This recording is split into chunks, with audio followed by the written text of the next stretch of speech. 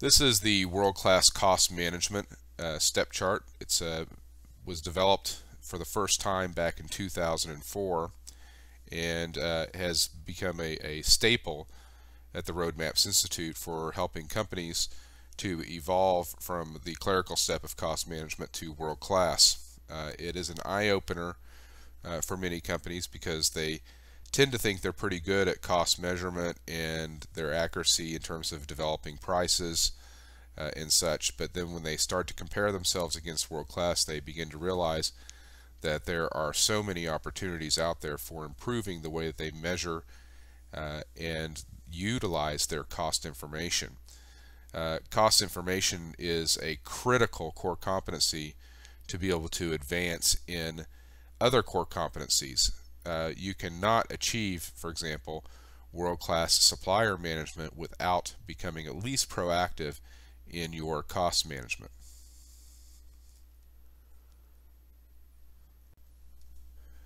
So let's first take a look at the clerical step of cost management. In the clerical step, the focus is on financial feedback. There really are not operational feedback systems in place to be able to help managers within the company to provide the information, the accurate cost information that they can actually make some good business decisions based upon. Overhead is allocated utilizing volume drivers such as direct labor, machine time, and other types of estimations in terms of that we believe at least that particular activity is driving the actual costs of our products and services. There's inaccurate product costs. We really don't know what our products actually cost. And I know this sounds kind of wacky, but truth of the matter is once you actually apply an activity-based costing approach to measuring the accurate costs of products, or you do time and motion studies even, which is a little bit more expensive to do, then you often discover that you've actually been undercharging for some products and services, and you've been overcharging for others.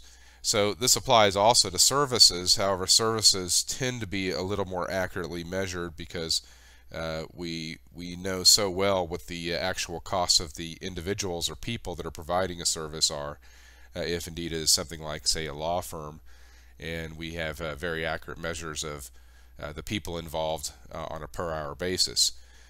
So it tends to be a little bit harder to measure product costs than service costs. We also have inaccurate process costs. That goes to say the same as with product and services. If we cannot measure our actual movements of our materials or movements of our people in our service operations and how they're interacting with the machinery and materials and so forth, then we really cannot estimate what the actual costs of our given processes are. We have inaccurate inventory costs in the clerical step. Inventory costs are, at least the cost of carrying inventory, for example, is often undervalued in companies. That they don't understand in many cases that how inventory is driving so many different activities within their organization that add additional cost.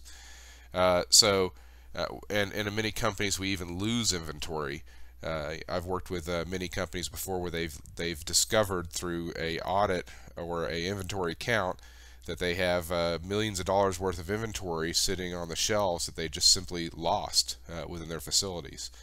But in any case, it's easier to lose inventory when you don't know what the costs are and you aren't centralizing the data and where your products are.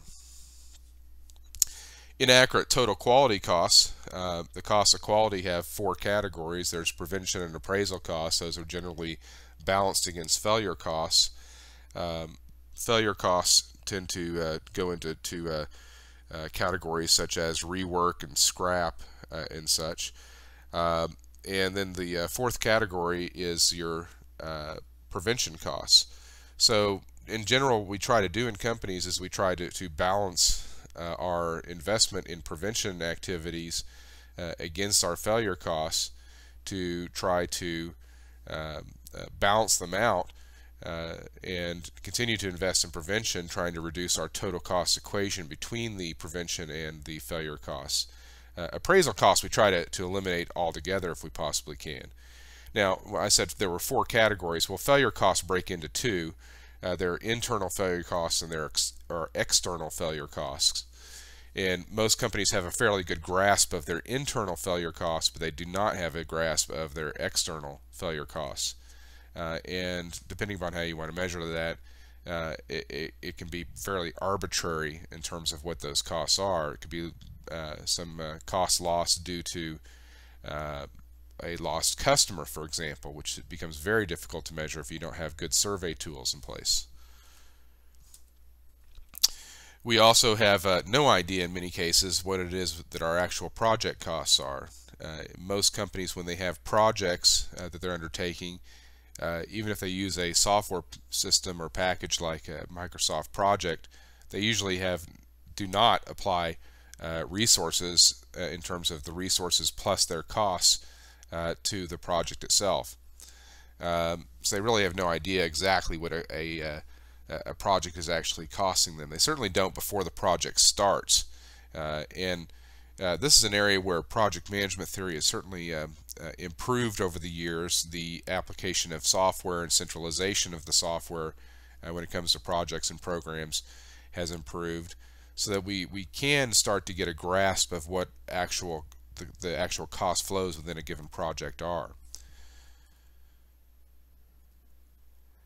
And we have inaccurate costs of improvement. Kaizen is the Japanese word for continuous improvement, for those of you who don't know what Kaizen is. With respect to continuous improvement efforts, we need to be able to measure the costs associated with them in an effort to understand how those costs impact the other areas, such as our product costs, process costs, inventory costs, service costs, and our quality costs. So,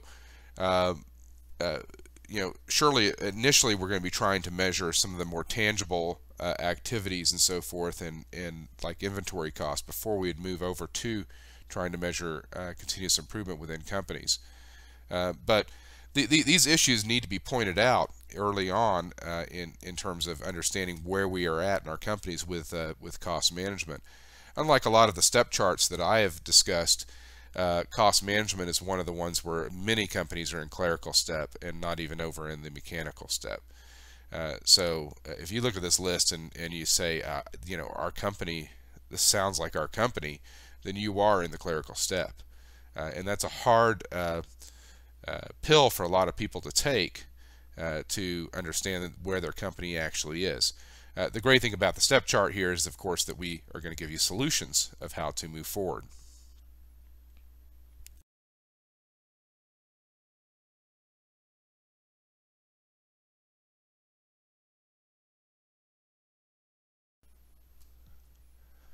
In continuing with the clerical step of cost management, it starts to be a little bit like beating a dead horse, as you might understand here. Inaccurate transfer costs, we don't know what the costs are in terms of moving our materials between different points. If we didn't ever know what our product costs are, how are we going to possibly know what our actual costs are associated with the transfer? Because product costs actually roll into a transfer cost.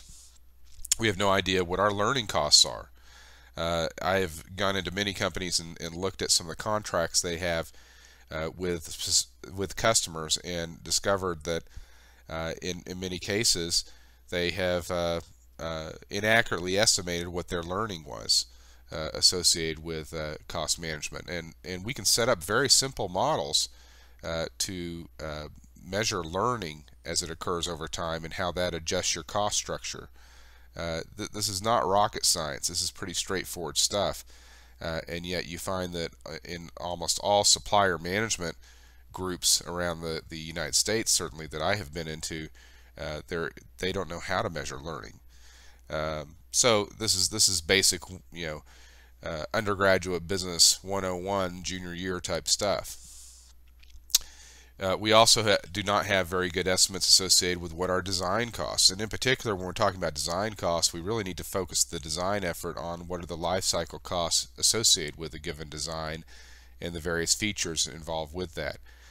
In fact, I wrote my dissertation on feature-based costing, which was a mathematical modeling method that essentially we would take the features in designs and correlate them with downstream costs such as rework, scrap, process time, the learning associated or the education level of the workforce needed to actually even be able to produce the particular design.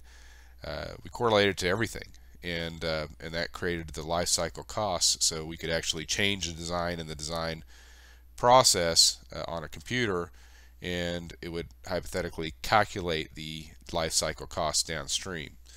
Of course, in every case of developing that model, the problem I ran into was they had poor cost systems to begin with, and so we were trying to apply metrics that were already inaccurate. So you can imagine how that would cascade into, even if the model is good in terms of the idea of measuring costs, it would cascade into inaccurate life cycle costs being generated. Inaccurate target costs. I mean, target costing are really important because we need to be able to understand what it is a customer can actually pay in terms of the target price. From the target price, we derive what it is our margin we want to try to have is, and then the amount of money we can actually spend on a given product or service. And if we can't do this, then we really don't know what price we can charge to the customer. So we don't have our target price, which means we will not be able to gain market share if we exceed a certain target price. There's just all these cascading issues that exist if we really do not understand our costs. Databases tend to be disconnected in the clerical step. In fact, one company that I went to try to gather data at, I had to visit 32 different independent PCs that people were working on to be able to do a cost of quality study. There was absolutely no centralization of the different measures that went into the particular study. This is back before thumb drives were very popular, and I was carrying around literally a case of floppy disks, those 3.5-inch awkward floppy disks. Had about 50 of them in my bag, and literally walked around this particular production facility to all these different locations to get data on these floppy disks. With the decentralization of costs within an organization, even under one roof, it becomes very difficult to pull together the information in a synergistic way to be able to create some kind of accuracy.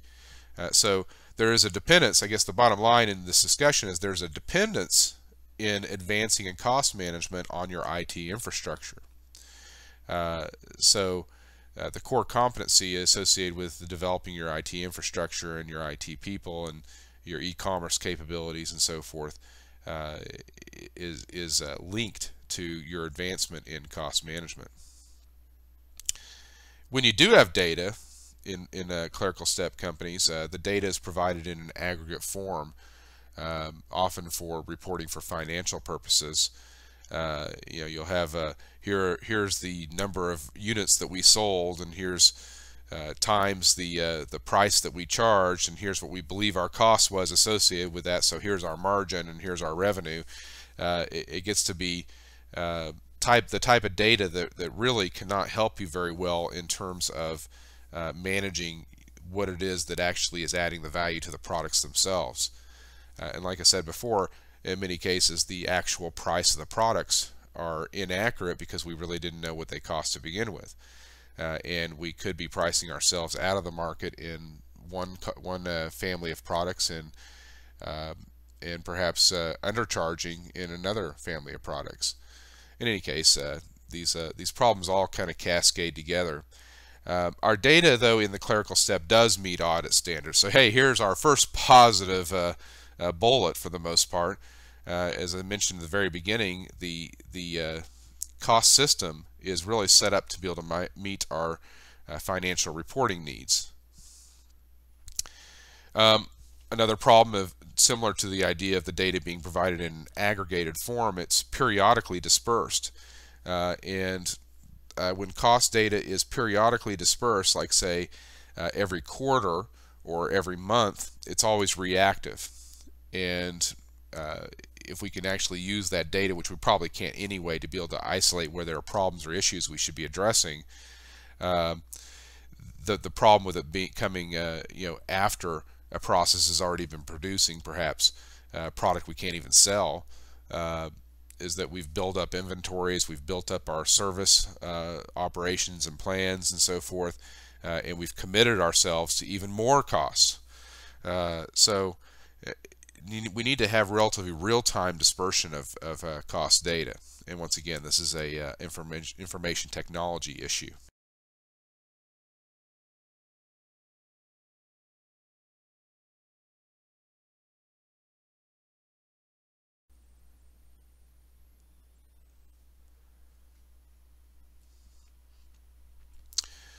Also, in the clerical step of cost management, data quality makes it useless for managerial decisions. If we have poor quality estimates of our costs in our system, we really can't use it for helping us to manage our given process, and even go in and actually work with our suppliers in many cases to isolate what it is they can do to try to help improve our products and services. So, this particular bullet makes me remember the book by Kaplan and Norton that actually got this entire movement of improving our cost accuracies. Kaplan and Norton wrote the book Relevance Lost in the 1980s, and that was really kind of a cornerstone turning point for the cost management community, a wake-up call, I guess you could say, to how inaccurate our costs actually were within our companies.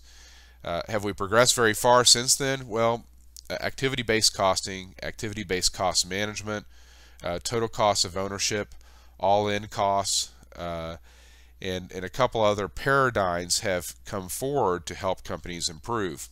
And certainly IT infrastructures combined in with those different paradigms have helped us to at least measure costs better. I think probably the biggest stopgap, though, really is the education of the workforce. When you talk to people about activity-based costing, for example, which is a fundamental basic way to measure costs, and whether your company utilizes it or not, you should understand how activity-based costing works so you understand your current cost system better. And when I talk about activity-based costing to professionals in industry, 95% I would say really have no idea how it works. So we've got a long way to go, and an education of professionals in industry really is a critical step in trying to advance to the mechanical step, the proactive, and then eventually world class. Accurate managerial cost standards derived only from point analyses using time and motion studies. If you don't have a very good cost measurement system in place and you do want to know how inaccurate your existing system is, simply tag some parts or tag a service and follow it through the processes that it goes through, and all their different people and inventories and production processes, machinery, floor space even costs money if you have something occupying floor space. So that is a time and motion study where we tag an item and we actually record the cost as it moves through the system. It also is the way that we will determine initially how it is our activities are driving our costs of our products and services. So at some point you have to do time and motion studies to really understand what's going on. But why do we not do them? We don't do them because they're very, very expensive to do. Which is why, in general, what happens if you say are a company that produces 10,000 widgets in a given month, you might tag 5 or 6 of them to start to get a understanding of how the cost is being driven by these widgets going through your system for the 10,000.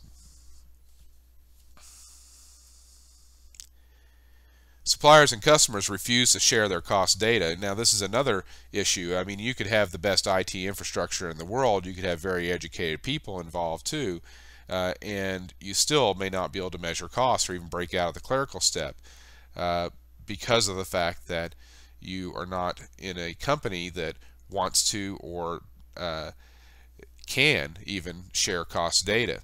This is particularly true of the defense industry, where there seems to be this cloak of silence that tends to be over everything, where you can't talk about uh, the costs and even the products and services from one division to another, and even internally within one business unit within a division versus another, and department versus department.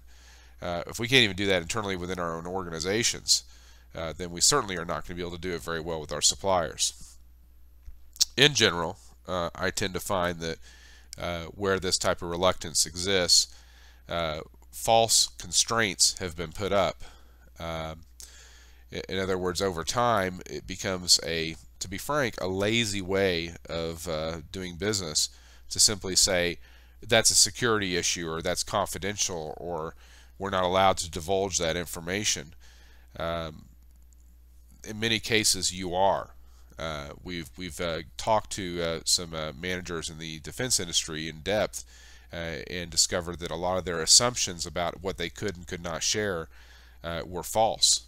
And in most cases, they always erred, of course, on the conservative side, and that hurt their company in the long run.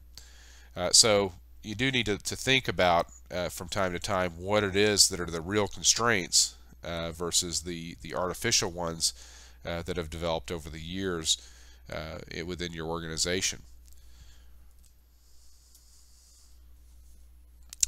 Sharing cost data with vendors and customers is not even considered.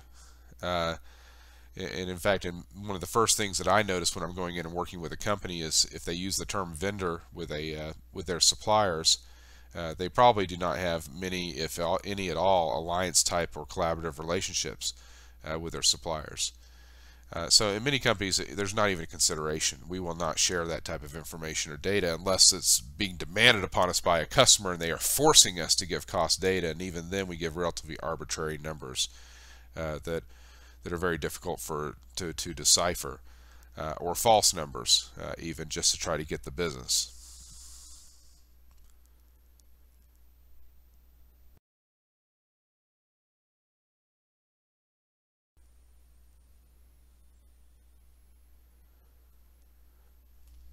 No real-time internal cost data dispersion is present in the given system in the clerical step.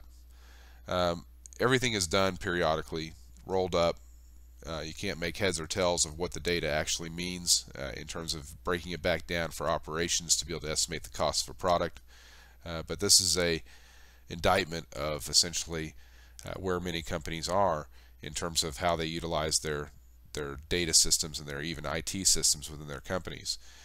Price variance tends to drive vendor selection. I'm using the term vendor intentionally here, of course, but everything's about price, and this is a very lazy, very easy way to manage. And if you are not given the resources to go in and measure costs and so forth, hey, this is what you're going to do.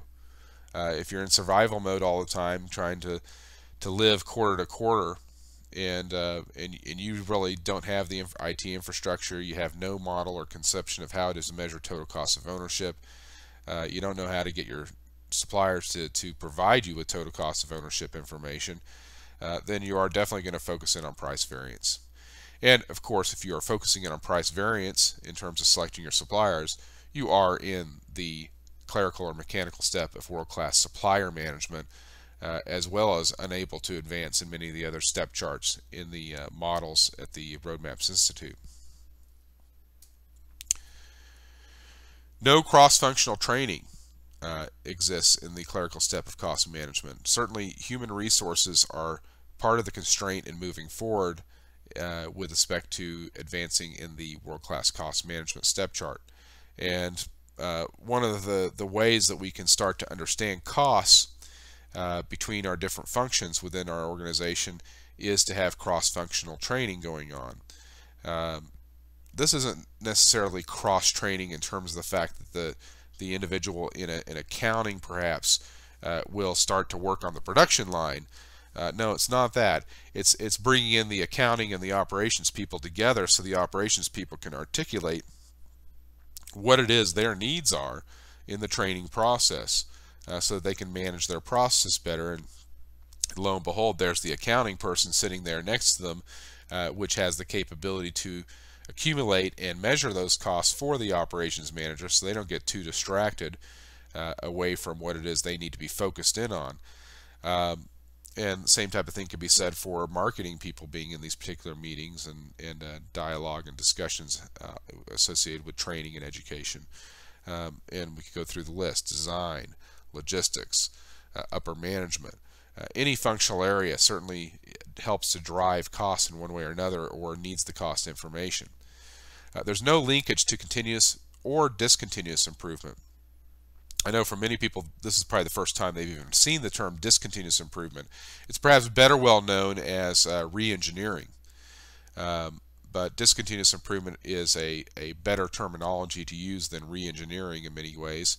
The reason why is because you're connecting it then to the cyclical process associated with continuous improvement.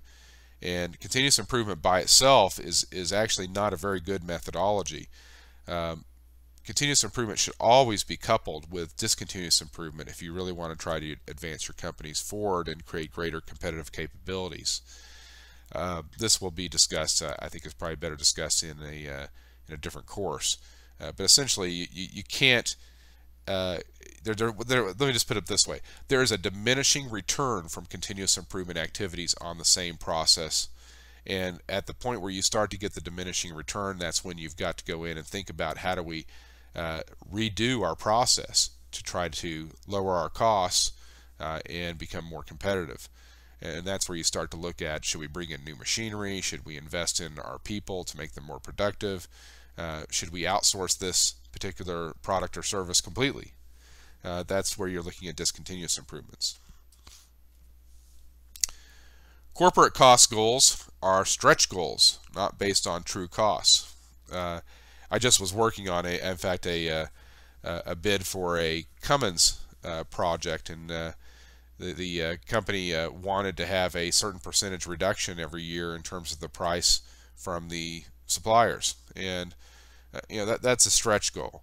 And certainly the suppliers can do this. What the suppliers do, of course, is they make sure that they have a high enough price in the first year of the contract so that when they reduce the price in the subsequent years, they don't actually improve their processes any.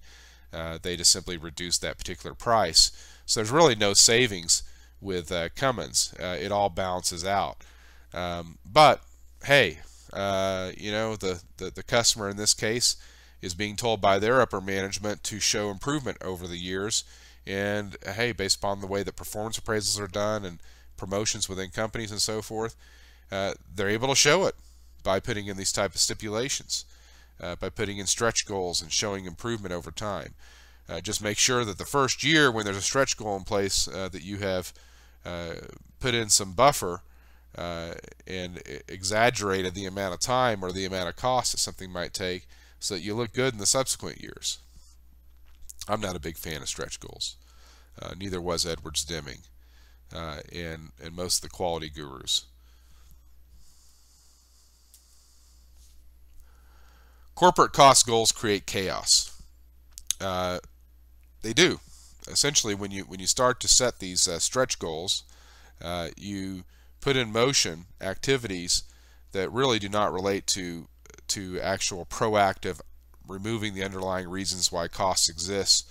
You start to shift over to survival, and you create an atmosphere of fear, as Edward Deming would have put it. Point number 7 on his 14 points. Also, you tend to get the hockey stick phenomenon, which means at the end of each quarter, if there's a cost goal, people are trying to feverishly find ways to reduce their costs, and will often make very poor decisions in that feverish pace of the last week before the end of a quarter or some other period, like even an annual year. So we need to stay away from the idea of creating stretch goals that certainly don't have any kind of underpinning improvement process in place that will help us to achieve them, and investment by upper management to do so.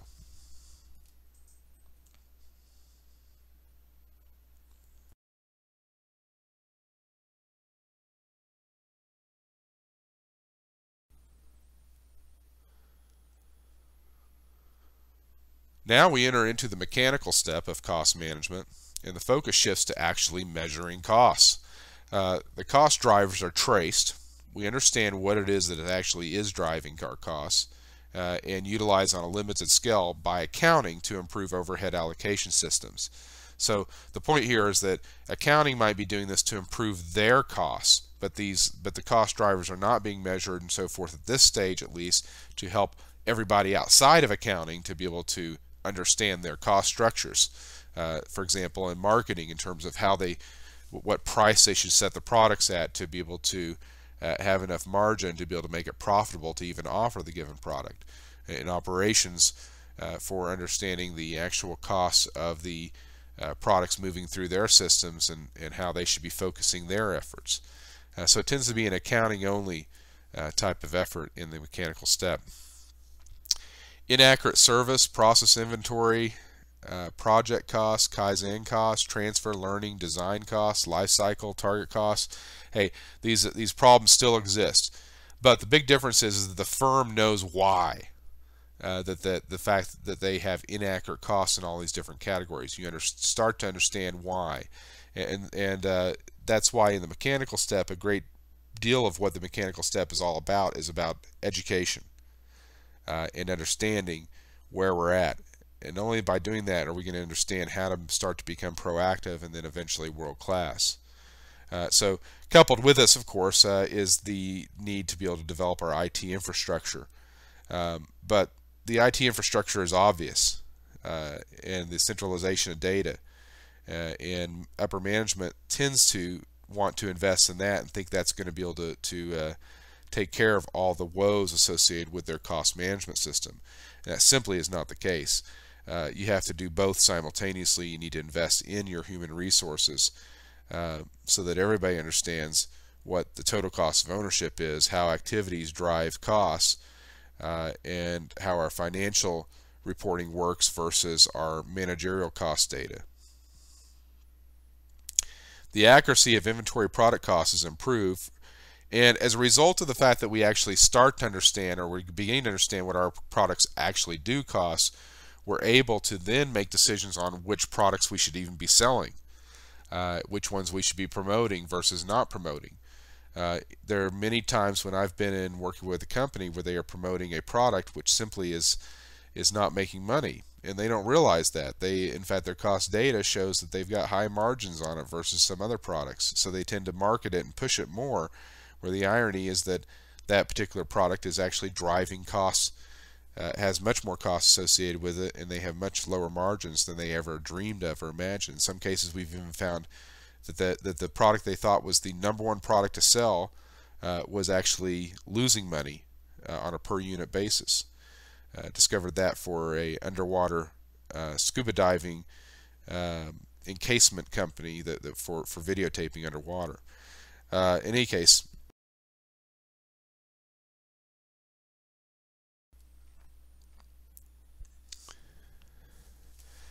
failure costs of quality are measured, but prevention quality costs are not. Remember, I mentioned failure costs. You have two different categories. You have internal failure costs and you have external failure costs. This probably ought to say internal failure costs are measured, such as rework and scrap, the costs associated with breakdowns of equipment, how that shuts down a production line. For example, at Toyota, they measured that when a production piece of machinery on a production line would actually go down because they had such tight coupling of all the different the different machines within their production process, it would idle many of the machines downstream and upstream so that they could not process materials moving through, in this case cars. So they estimated the cost of that to be $26,000 a minute. It really didn't matter if it was a cheap piece of machinery that went down. If it shut down the expensive pieces of machinery that were upstream and downstream from it, you still had that as part of the costs. And many cost systems don't measure that type of estimations associated with costs if it's impacting the upstream or downstream. They just measure, okay, the cost of this breakdown was the cost to send out Joe Schmo from the maintenance department to fix it. And they don't even think about the costs associated with everybody being idled. In any case, So internal failure costs tend to be what are measured. They're probably measured inaccurately still at this point.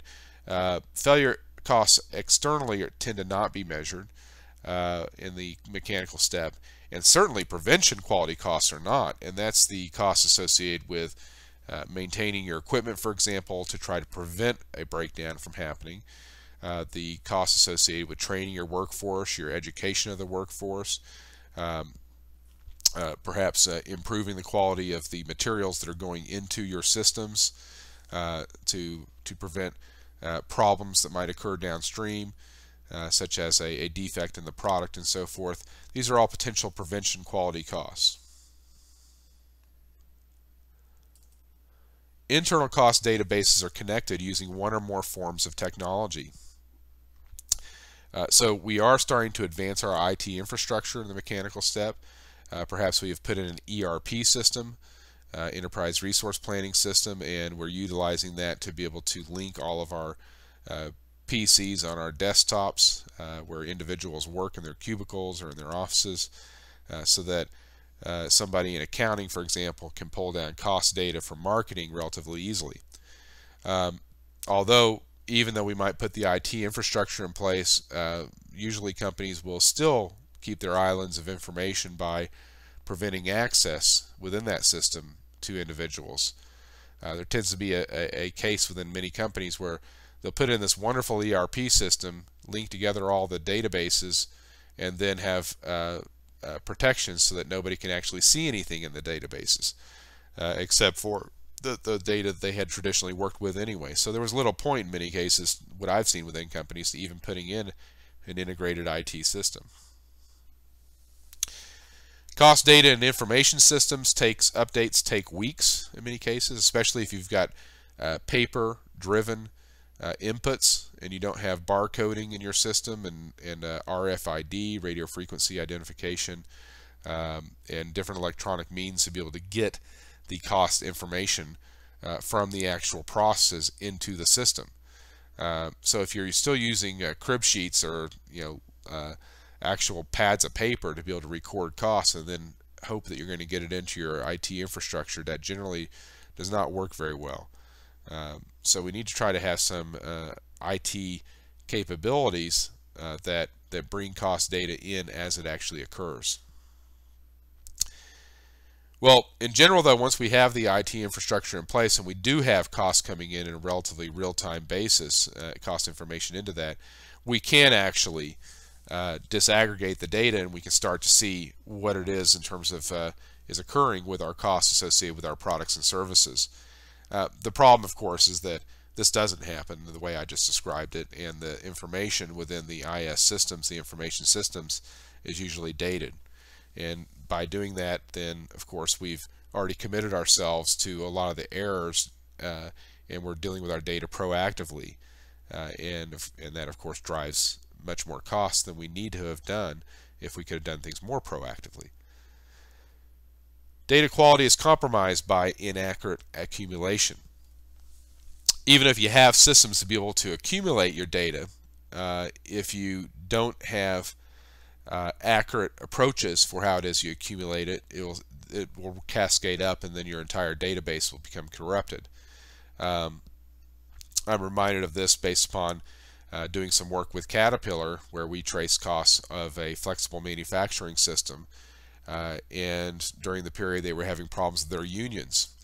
And so as a result, the union members were recording completely fictitious data into the study. And so after 6 months of acquiring data, we had to essentially throw out all the data and information because of the fact that the inaccurate information being put onto the sheets and then into the database by the union workers made it so it was completely invalid. And you'll find that if you don't make something relatively foolproof on a factory floor, even if there isn't a disgruntled person that is inputting the data, they'll tend to do the path of least resistance. They'll tend to do the easiest thing they can possibly do to move on to their next step, especially if they're not being measured on how accurate their cost information they're putting into the system is. In most cases, that isn't how somebody, say, on a factory floor is being measured. They're being measured based upon their throughput of the amount of material they get through the system in a given day, and perhaps on quality measures on the percentage that might be reworked or scrapped versus the actual finished goods. So, you got to make these systems in terms of the accumulation relatively foolproof. And it's not that hard to do that. It might mean a little bit of investment in terms of additional IT infrastructure, but we certainly can make it so that it's relatively foolproof in terms of somebody trying to pilfer the system or put inaccurate data into your system.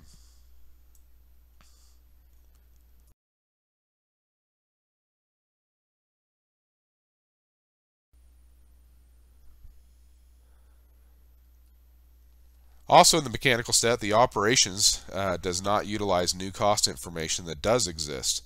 In other words, we might put this bright, shiny, new activity-based costing system into place, but if we have not simultaneously been educating your workforce that might utilize that system, then I have seen at least that these type of systems tend to sit in many cases for years without anybody that needs it utilizing it. And then, of course, if a cost management system is sitting for a couple of years, which happened with activity-based costing, and I'd say probably the majority of companies that implemented it, and the people that needed the information never even really understood how to use it, then 3 years after the fact, the system is called a failure, and it's disbanded and thrown out. And in fact, it is a failure, but it isn't a failure because of the methodology. It's a failure because of the way that management decided to foster it within its own organization. So, once again, we're boiling back to we need to have education going on constantly of our workforce and of our management teams. Standard costs tend to drive the design process, and this is a bad thing. You want to try to have the actual activities in terms of what it is that's going on with a more accurate measure of what it is that actually is a design that you're producing or creating, what type of activities it's going to drive, that will indeed give you a much better representation of what the actual cost is of that product before it leaves the design process. Standard cost systems, that are developed within accounting, I have seen them being off in terms of their measures by over 1,000% on some of the estimations, and you really have to be wary of utilizing standard costs in terms of estimating what the downstream life cycle costs, for example, would be of a given product going through the design process. Cost data from selected suppliers and customers is linked to the firm system. Hey, this is a good thing. In the mechanical step, we want to try to establish the infrastructure that allows to move on to the proactive step.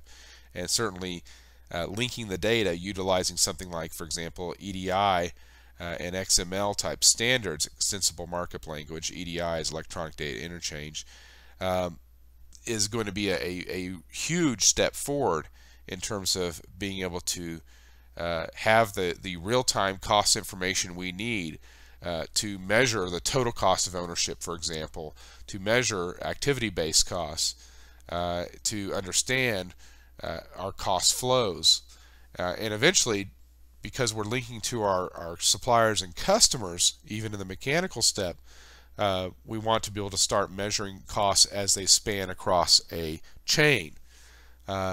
And for many companies, this is just simply pie in the sky. It's way too far out in their vision of how they can manage costs, because they can't even measure their own internal costs very well. Well, regardless of where you stand now today, this is where we're headed. We're headed towards being able to accurately measure the total cost of ownership across a chain. We're headed to being able to measure the activities that drive the cost of a product across a chain, from Mother Earth through the third tier, fourth tier, whatever tier suppliers in depth that your supply chain goes, through the third tier, second tier, first tier, your company, and then all the way out to the customers. It is possible, and companies that start to be able to put such measurement systems in place and can do that measurement efficiently and effectively at a low cost are going to be building competitive advantage over those that cannot. Distrust of suppliers and customer cost data still exists.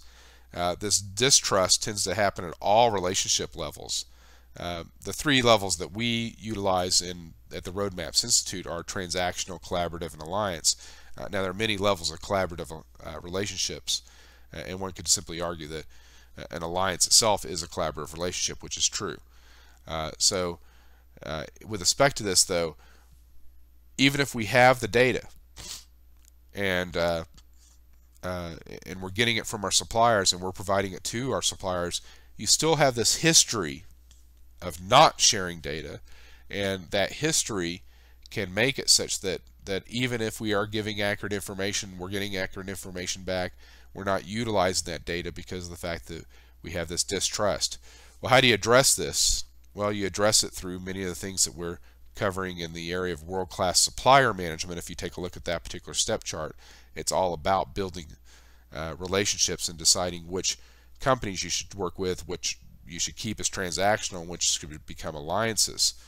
So you need to have some sort of a rationalization process in place and supporting systems associated with developing the collaborative alliance relationships, and cost is just one component of that. So when cost is just one component of that, then you can build that trust over time.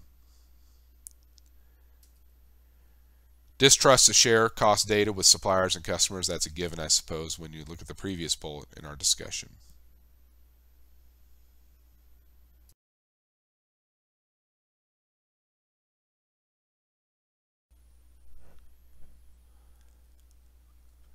In the mechanical step of cost management, there is no real-time internal cost data dispersion present in the system. We really don't know how our costs are occurring as each hour ticks by or each day ticks by. We have periodic dispersion still. But we're putting in the IT infrastructure in place to be able to start doing that.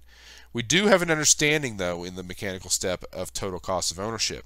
Our system can't support the requirements, but this provides a basis at least to understand where we want to go with our estimations of costs to be able to make the investments in our IT infrastructure. We probably have some sort of a report card system in place to assess suppliers, and these report cards tend to focus in on time measures, quality measures, and with respect to quality, they're always failure measures, but they really don't transfer those type of measures into accurate costs. They tend to be a weighted factor method where a supplier is rated and ranked against other suppliers, and one supplier might be 97% rating, another one might be a 92, another one might be a 40% supplier you want to try to get rid of. But in any case, the percentages generally are not transferable over into actual costs of how that supplier is impacting your organization. If you want a report card system that will really provide you great feedback, you transfer the various non-financial measures into actual financial cost measures, and you're going to get a much better feel for which suppliers are doing a good job for you versus those that perhaps you should investigate in, maybe even replace. Training tends to be focused on cost management, but at least we have some training going on in the mechanical step.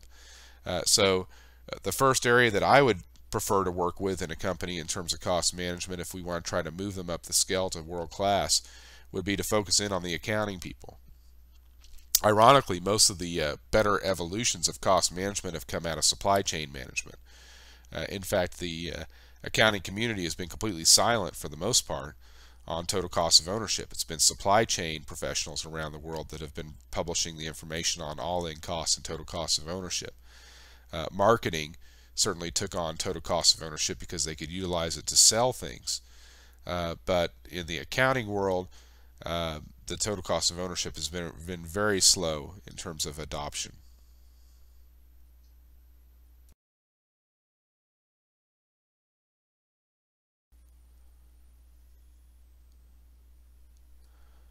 All right, now we get to the proactive step. So it starts to get a little more fun. It's been pretty negative up to this point because our cost systems tend to be archaic. We need to put in infrastructure. We need to educate. and that makes for kind of a depressing scenario when you start to realistically look at advancing your cost systems. You're looking at multi-year processes. But in the proactive step, our focus is now shifting to using our cost data, all this work we've done to educate our workforce, to put our IT infrastructure in place, to develop better relationships with our customers and our suppliers so we can measure costs across our chains. Well, we're starting to use it now.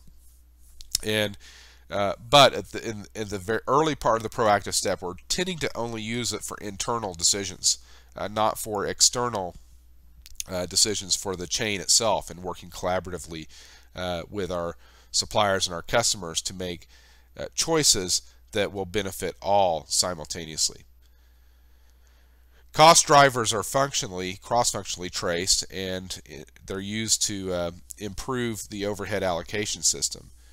In many cases, we find that overhead is being misallocated. Perhaps one function, for example, is taking in a lot of overhead that really is being driven by another function, and nobody likes that. It tends to create a resentment between the different functional areas. So if we start to look at cost drivers as an enterprise or as a business unit as a whole, rather than as how the costs are being driven within each department, we're going to be able to get a much better grasp of how it is we can reduce costs. Often reduction of a cost in our department is really related to reducing the costs or reducing the drivers of the cost in another department. We have relatively accurate internal product, service, process, inventory, project, Kaizen, transfer, learning, design, life cycle, and target costs. Big statement here. From the clerical step where we had inaccurate in each of these different categories, when we have a basic cost measurement system in place and we've coupled it with our IT infrastructure and education, we will quickly evolve towards being able to measure all of these and have relatively accurate information.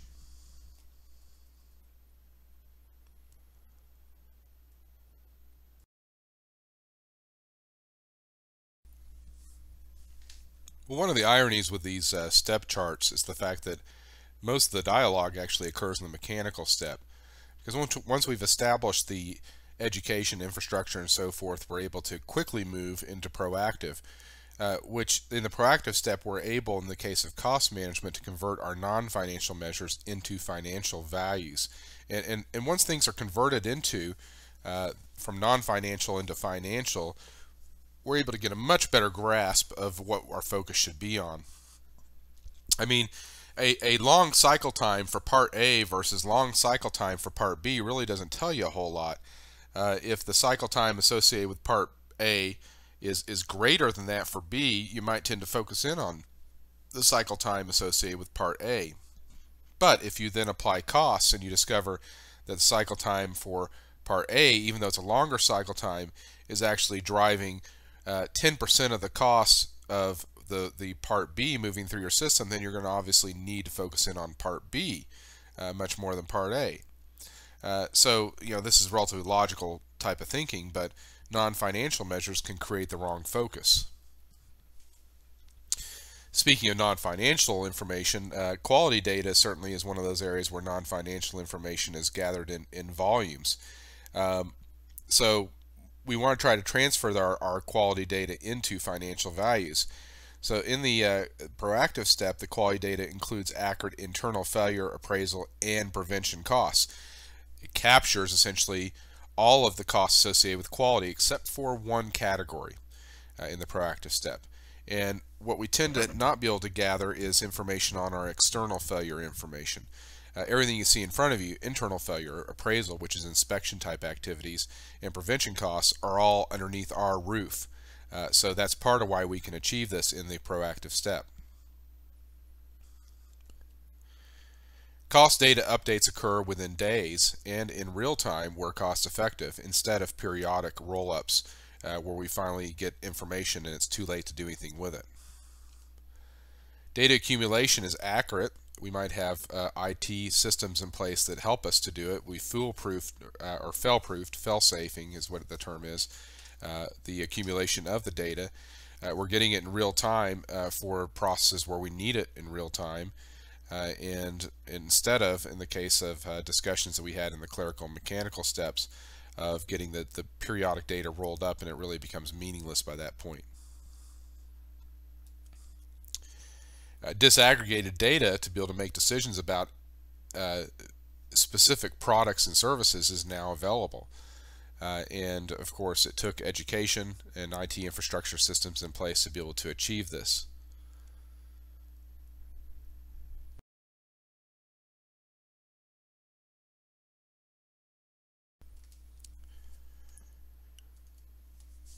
Previously, I'd mentioned the fact that I'd gone into Caterpillar and developed feature-based costing models.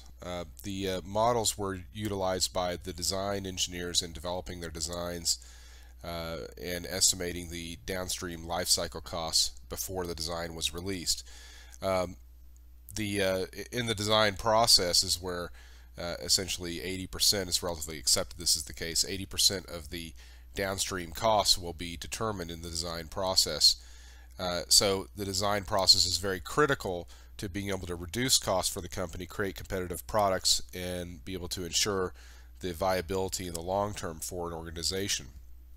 Well, you can't develop math models based upon costs if you don't have accurate cost measurement systems in place to be able to feed into those mathematical models. That was the case at Caterpillar. We developed these wonderful models. We even had artificial intelligence rules that we could fire associated with the models to come up with even learning systems associated with models, and yet it was all to avail to nothing, because the cost management systems, even though they claimed that they had an activity-based costing system in place, it basically sucked and did not actually provide accurate data. I did some time and motion studies and discovered, for example, that one of the piece parts that was going through the system we were putting the model associated with, the data associated with it was off by 1,700%, not 100%, not 200%, but 1,700%. It was on a rework of a piece part.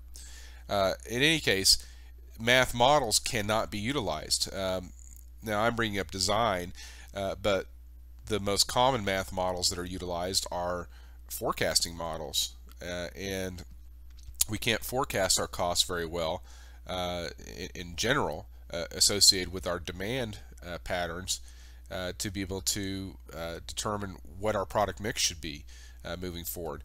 So in the proactive step, we want to be able to utilize math models, and we can utilize math models if our cost management systems have advanced. So this is a good thing for a company if they can reach the point where they can leverage math models. Operations utilizes cost information to drive continuous improvement efforts. This requires a lot of education. Operations managers tend to be relatively reluctant, in my experiences, towards having a dialogue over costs and cost issues, and teaching them about activity-based costing and total cost of ownership and so forth. So we really need to have this dialogue and identify and show them and have them understand and adopt the idea of linking their continuous improvement and their discontinuous improvement efforts, not just continuous, but to their actual activities that they have going on their plant floors. Cost information is used to identify when to re-engineer internal processes. So we're not just using our cost information for continuous improvement, we are utilizing it for discontinuous or re-engineering improvements. Now, where is it that we identify when re-engineering should be used? Well, certainly re-engineering sometimes occurs based upon non-cost information, based upon some sort of evolution that we just know we have to adopt or we won't be competitive. But when we start to see the curve flatten out in terms of diminishing returns on our investment for continuous improvement activities, we know that we've reached the end of the life cycle for that particular process as it stands now in terms of improvements. And if we're measuring that, then we'll know this. And we will also know that in order to be able to create additional competitive capability, we're going to have to re-engineer that given process. Relatively accurate customization costs are available to product design. Customization certainly has become in the last 20 years something that customers tend to expect in their products and their services. And we need to be able to identify when we do customization to products and services, what are the costs being driven by those different types of activities. Obviously, a standard product that has no customization is much cheaper to produce. So we need to get a good understanding of what type of overhead essentially is being driven by customization activities. Henry Ford tried to produce the Model T in one color, and that didn't work. People wanted different color cars. And that's the case today. We have to account for customization in our cost models. Cost data of direct material suppliers is integrated using electronic means. And we develop the infrastructure in the mechanical stage now. We actually are doing the linking. This probably is done for most companies utilizing electronic data interchange, EDI.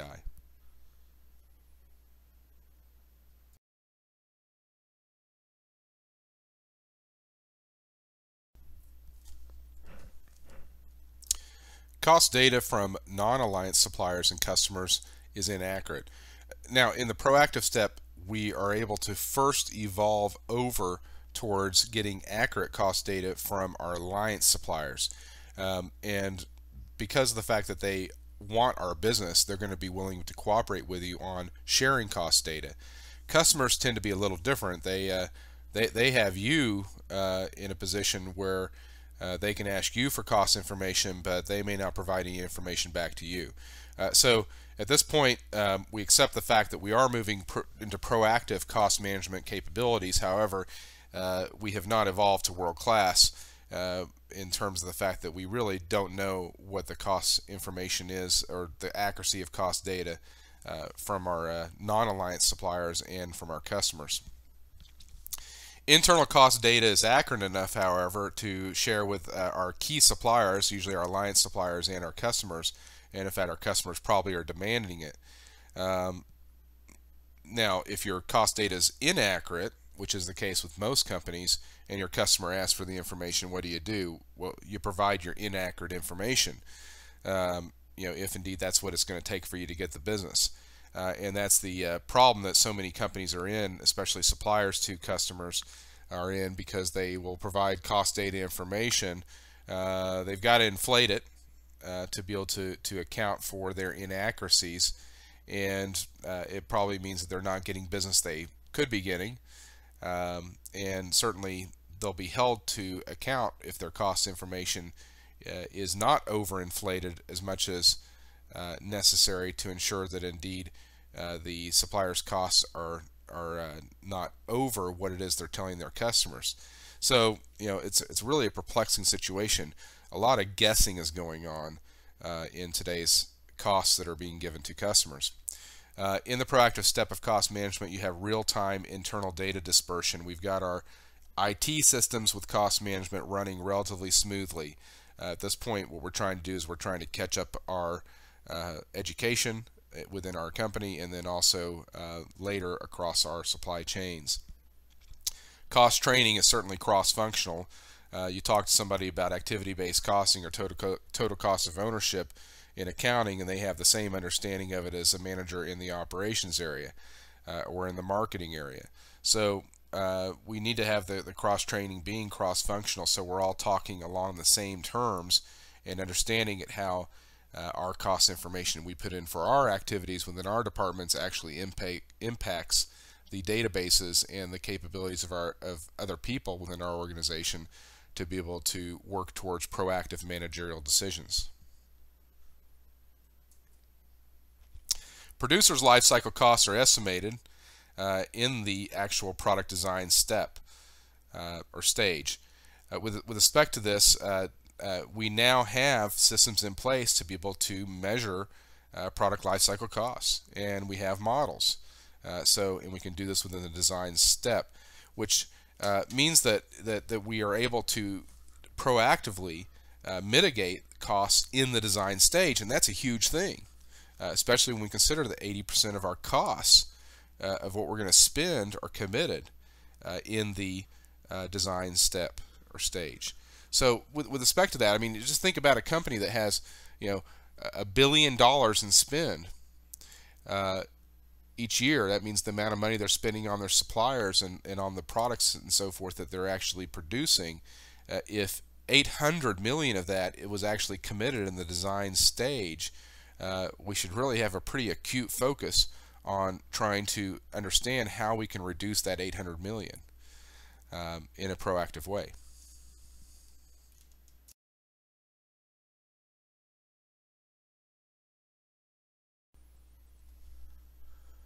Okay, so we're doing really good now. We are in the proactive step of cost management. We've established some systems in place, but now it's time to bring it back down to earth a little bit, because we have not achieved world class, and we need to think about what it is now we need to start to do to move to world class. In the proactive step of cost management, the total cost of ownership is measured. We are measuring it from the firm's perspective. But this is not measuring TCO from the chain's perspective, which is where we're going to gain the final stage of greatest competitive capability, is measuring TCO actually across our chain. The concept of even measuring TCO across the chain has only even occurred to a couple of companies in terms of actually measuring this. We're still doing it on a firm-by-firm basis. However, on a positive note, TCO is being integrated into the report cards associated with assessing our suppliers, and perhaps even assessing ourselves with our own bi-directional report card process. When I say report cards, these are scorecards just like you would have associated with like at a school where you might go to take a class or something. In this case, you're assessing yourself on various metrics, and the non-financial metrics that traditionally have gone into these types of scorecards or report cards are now converted in the proactive step into actual costs.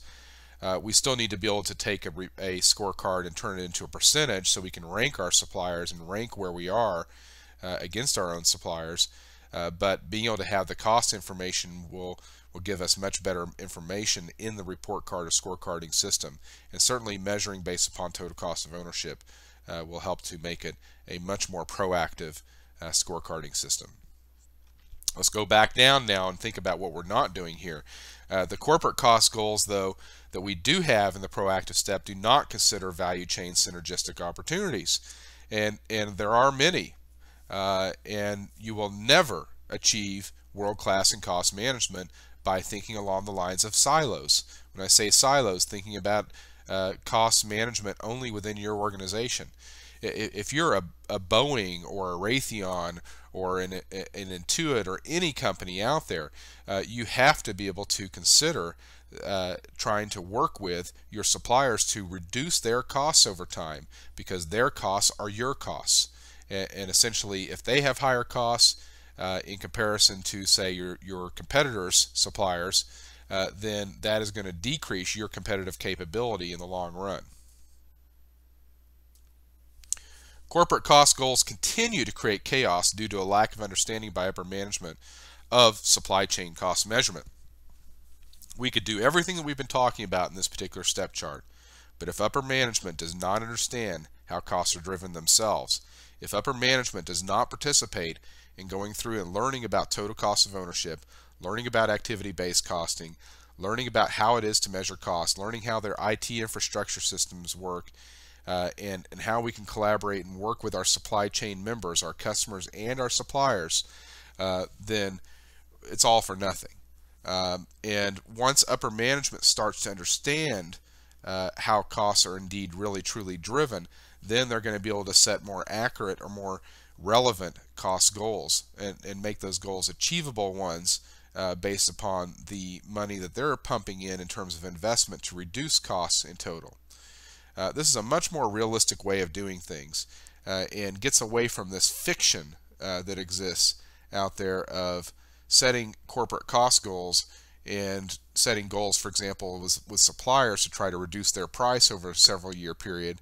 It gets away from this fiction of people creating false numbers, which happens all the time, and then reducing them in subsequent periods in one way or another to show that essentially improvements have been happening. The improvements are not happening in many cases.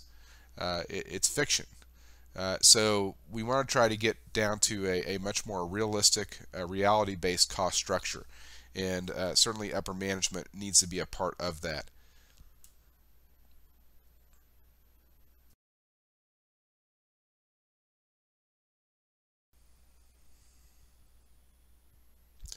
Well, this brings us to the world-class step of world-class cost management.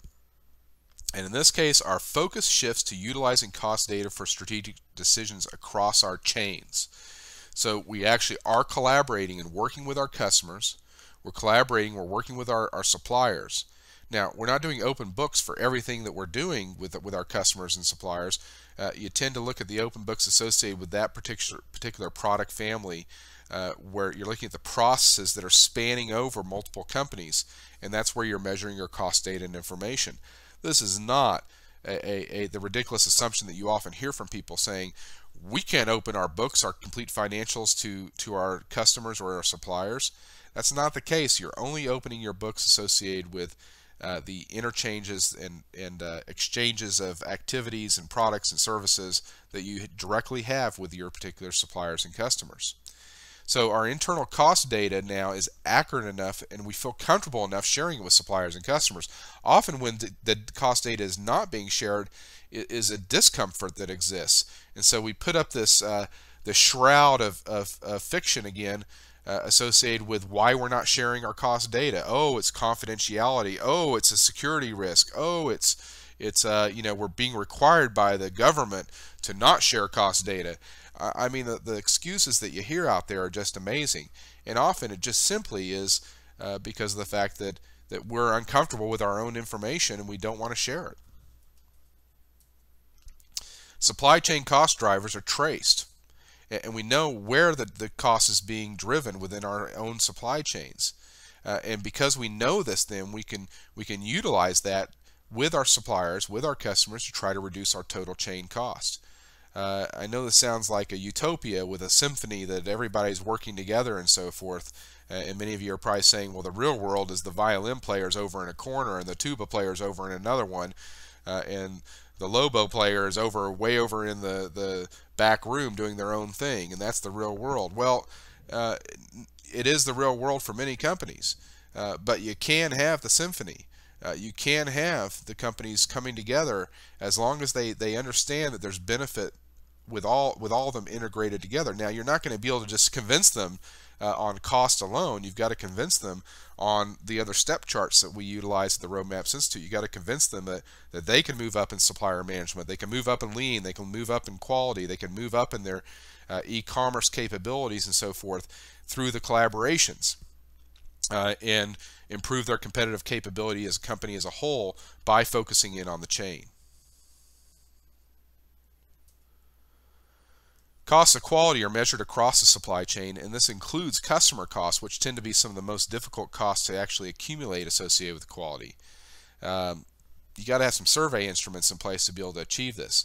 But we want to try to measure the cost of quality, because if we can't measure the full cost of quality, including the cost downstream for our customers, then we cannot actually make the proper decisions to be able to invest in our own facilities, in our own activities, in terms of what it is we want to invest in to be able to try to improve our own systems and our own products and services.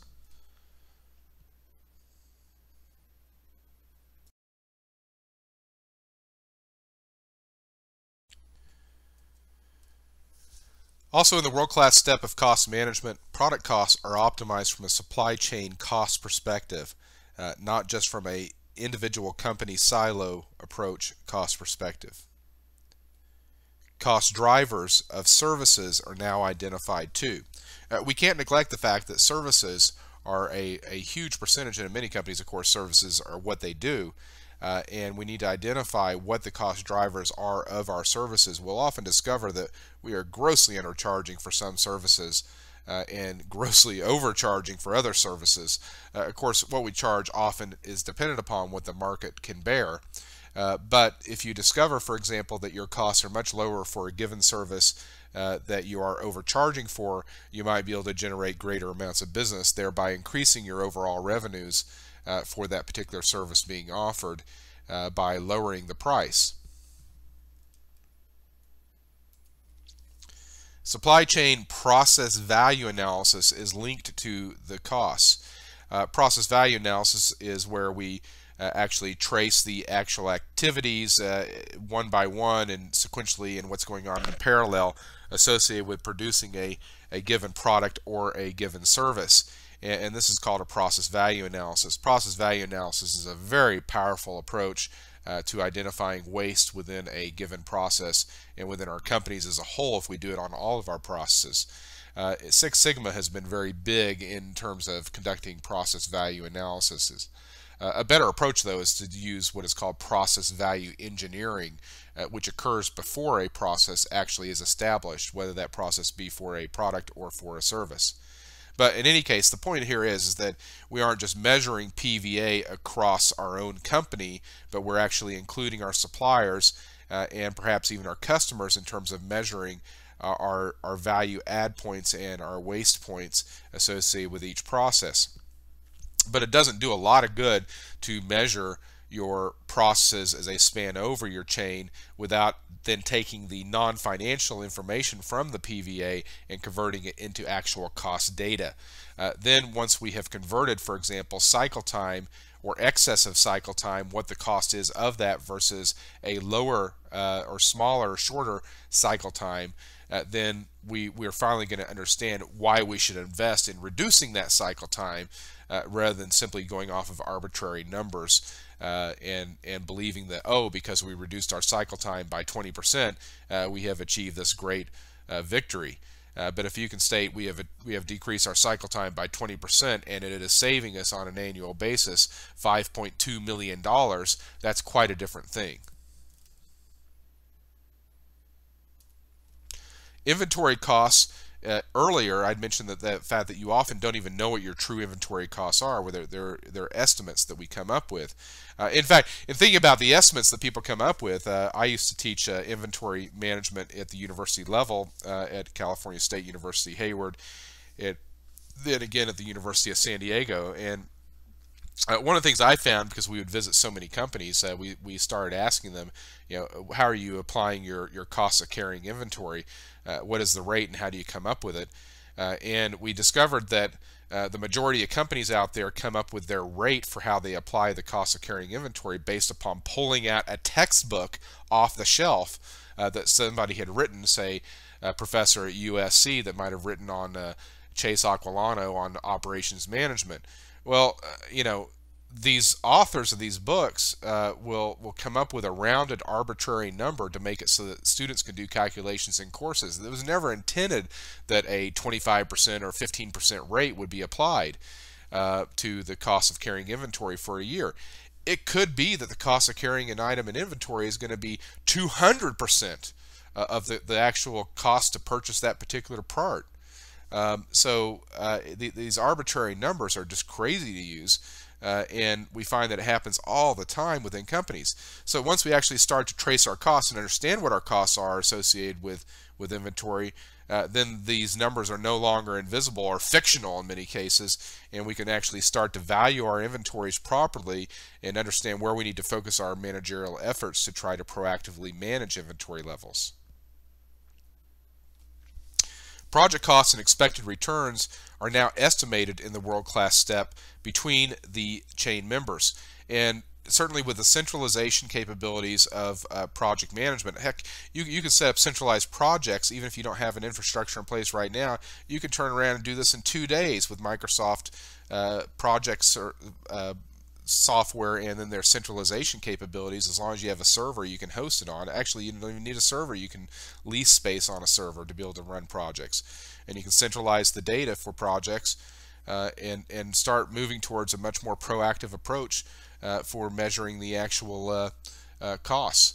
I would recommend setting up some sort of a collaboration hub, kind of like what we do in our courses at the at the Roadmaps Institute, so you can actually have a dialogue going on with project managers on an online basis, centralized right there with the actual project information of start times, durations, due dates, and so forth, dependencies between the different activities, and have that dialogue essentially right there next to it. So instead of passing notes back and forth via email, you have all the project discussions and the actual project data in one location.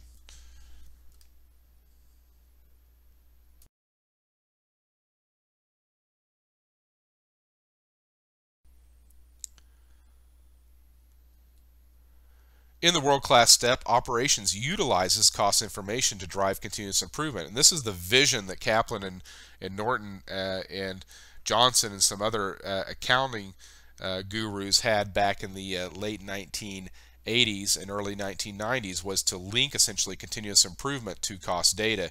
Of course, their approach was mainly to utilize activity-based cost systems and activity-based management, the extension of activity-based costing.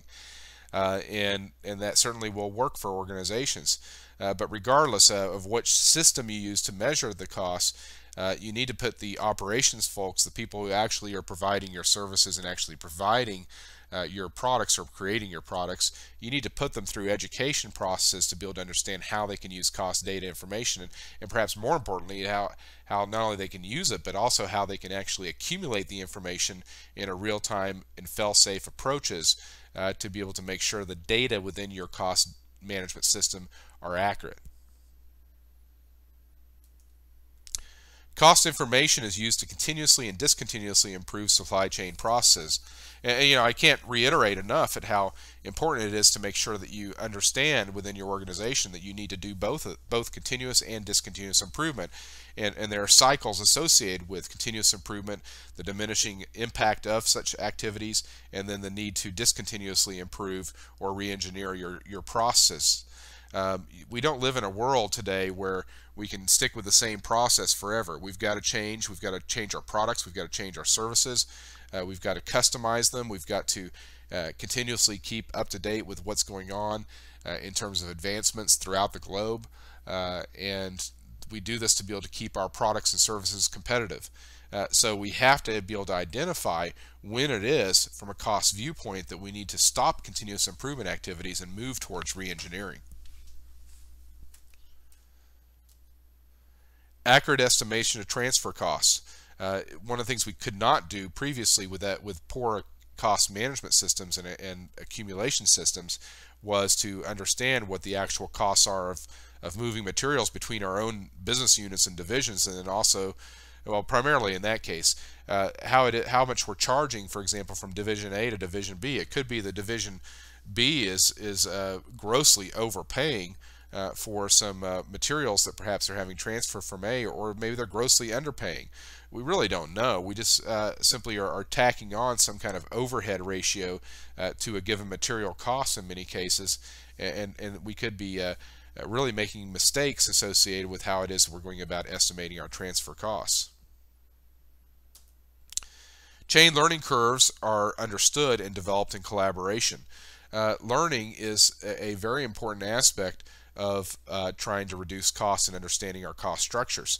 I remember I was working with SBC when I went over learning curves with them, and we started talking about Alcatel, and we realized that Alcatel had set up a contract with SBC for providing printed circuit boards based upon adding in learning costs in the initial lots that they sold to SBC.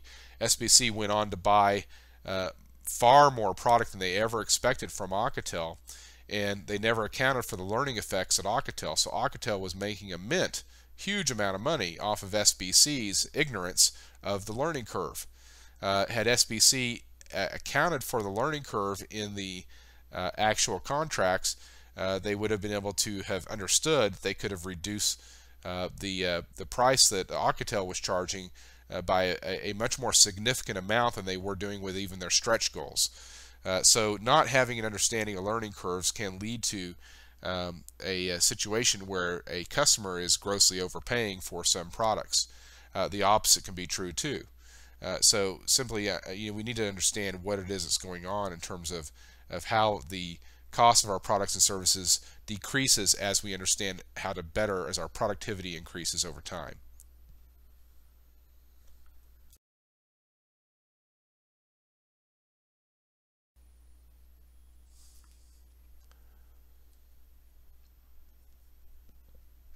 Also, in the world-class step of cost management is design processes are now interlinked with supply chain cost data. This enables the chain cost optimization in the design stage. This is a wonderful thing because, once again, we are trying to reduce costs before a process or a product or service is actually put in place and is being made available to our customers. And this is the opportunity to do it is in the design stage. Chain lifecycle costs are available. We are now able to estimate what it is downstream that our products are going to cost, even all the way up to recycle and disposal as necessary based upon environmental standards that exist. We need to roll all of that into essentially the production costs, the design costs, everything into the chain lifecycle costs. And we want to try to push this measurement into the design stage so we understand exactly what we're getting into when we produce certain products, services, and their processes to support them. Target costing is accomplished with critical chain members, and we have open books associated with that. One of the things we want to try to do is to make sure that the products and services that we supply to our customers are going to be competitive in the future, and target costing is an approach which is used to do that. Probably the greatest benefit that occurs from target costing is the fact that we learn what it is our customers actually want through our surveys and our marketing studies. And that feedback then allows for engineering and the people that are deciding upon what services and the features of those services and what products and the features of those products actually are in demand by customers, so we don't include features that essentially are not needed and simply drive up costs. Cost data updates occur within days and in real time where cost effective, and this goes without saying. We really do need to have this occurring in real time as much as possible, and this means having the automated systems in place that are relatively fail-safe, so we can't have somebody who's disgruntled, for example, corrupting our database. Fully linked cost databases and systems exist with critical chain members. In the world-class step, we look at our alliances as being part of our company. Their success is our success, and as a result of that, we do go ahead and move forward with integration on an electronic basis. This used to be a big statement. It used to be something, oh my gosh, this is going to cost us millions upon millions of dollars. But since now EDI, electronic data interchange, security encryptions and so forth were released by the U.S. government back several years ago, and open EDI using the internet has now become the standard versus closed EDI where you had to go through a third party like Ross Perot's company, EDS. The cost of linking databases and systems is much simpler than it used to be. The big barriers now are not electronically and technologically, and once again it's based upon the training of the people who actually are going to use the systems. You don't want to have the usage of the systems have to go through an IS department to be able to get good proper use out of it, because that's another layer that will cause the data and information to become reactive. It needs to be the data and information needs to be used by the people who are actually who need the information to be able to make their decisions at a management level.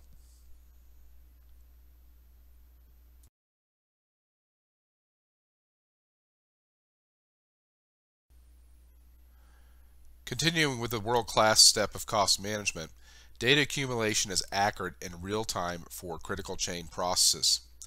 The real-time supply chain data is actually dispersed. So we're accumulating the data in relative real time. That means we've got electronically engaged interlinked systems. We have fail-safe approaches for accumulating the data which we need to accumulate, and then this information is actually available. How might you put this data available and up for everybody to be able to see? Do you put it on your own ERP system and give access to your ERP system? Well, if you can do that with a secured environment where people are only looking at the information which is relevant to their decision making, yes, that works. Another approach might be to set up a data warehouse. In any case, what you're seeing here is that the evolution towards world-class cost management is dependent upon the evolution in other core competencies such as information technology and e-commerce systems.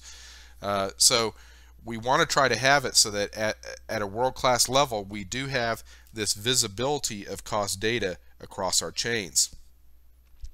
And in doing this, this is going to provide the information we need to actually include chain costs in our report cards or scorecards, depending upon what you want to call them.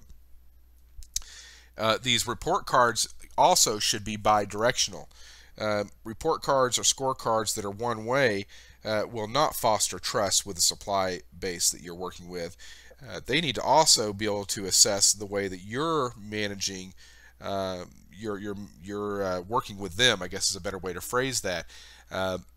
By measuring your organization on the same metrics as you're measuring them, it makes for a much more collaborative environment. And based upon that, then there's going to be much less resistance to sharing costs and information. And also it'll keep your company a little more honest in your assessments, to be frank, if you are indeed the customer and you have suppliers that you're rating. Since you know that they're going to be turning around and rating you, it doesn't turn into this power situation where you hold all the power over your supplier. You're going to get some feedback. Report card is now feasible for an entire chain in contrast to a single firm. Imagine a report card now. You could roll these report cards together and you could come up with a single metric for a given chain in terms of how we're doing. And then you could even compare chains against chains.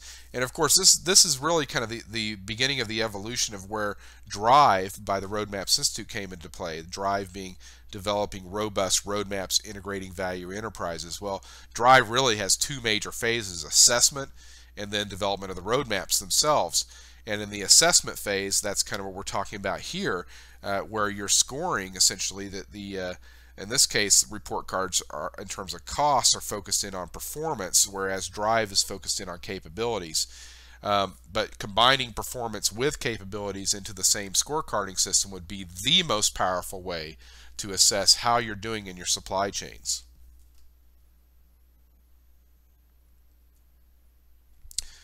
Cost training now is cross-company between your suppliers, customers, and your organization. And this looks like a very simple little bullet, but I have worked for years with companies trying and pushing and cajoling and trying to get them to have their training sessions that they're being sponsored by for their own corporate campus or corporate university or learning center to bring in suppliers and bring in customers and have open dialogue between them. And the resistance is huge based upon organizational learning over the 30, 40 years post-World War II that we still have not been able to work out of our systems with the information age and the global competitive environment. We need to be able to have this type of dialogue going on in an education environment even to be able to increase our productivity even further. The only thing we can do in advanced countries is to continue to increase our productivity to be able to keep some of the industries in our countries that have moved over to India, China, and other countries that are less developed, but are of course rapidly catching up.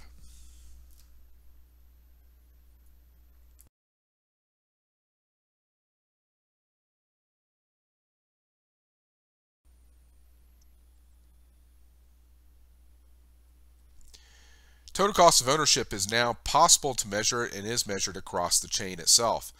And there is no literature out there on measuring total cost of ownership across the chain. We have some at the Roadmaps Institute. We've worked with some companies on developing these type of measures. So this is definitely on the very cutting, bleeding edge of cost management. Supply chain cost goals are driving the corporate cost goals in terms of the fact that we aren't setting these radical stretch goals out there. We're actually looking at what are the underlying costs, where can we try to improve upon from a logical and data-driven basis, rather than setting the corporate cost goals based upon emotions and ambiguous numbers that we're going to turn around and fictionalize for the most part to be able to show that we're doing a great job and pat ourselves on the back. Accurate cost measurement across chain enables sharing of cost savings. One of the things that we see as we look at the world-class supplier management step chart and some other step charts that are even more specific, like world-class supplier development, is the fact that we have to be able to understand how to share cost savings between companies and also internally between enterprise business units. But we need to be able to make sure that we can understand and come up to agreements on how we're going to measure the cost savings from projects that we do together and make it equitable. The approach that generally is used by world-class companies is to leverage activity-based costing with point analyses, where they send in a crack team to look at a process, understand what the underlying costs are, measure them, get a baseline, and then go back later and measure the modified new processes based upon the improvements that occurred, and based upon that we're able to then have a agreed upon data structure that we can say, okay, we lowered the cost by 20% on this particular production line. Maybe it went from 100 million, and that 20% is a 20 million annual savings. So the agreement might be to reduce the price from the supplier's viewpoint, reduce the price by 10 million per year, or 10%. And that's a way of splitting it, because by reducing the price by 10 million, they are saving 20 million, so they're increasing their margins by a huge percentage. But the flip side of that is the customer is now saving money also, because of the fact that the price reduction has occurred, and they're getting the additional 10 million. So everybody can benefit when you come up with agreed upon ways to share the savings, but you got to have cost systems in place that make it so that you can accurately measure the costs, or else people are going to be dissatisfied, and the collaborative arrangements will fall apart over the years. Education is provided to chain members in advanced cost management. Again, education is probably the most critical part of all this. You can put all the money into IT infrastructures you want, but if you don't have education associated with how to actually measure costs and understanding the cost systems and then how to use them, you're going to get nowhere, and you're never going to reach the proactive stage. You're going to be bogged down in the mechanical step, which is where most companies tend to be right now.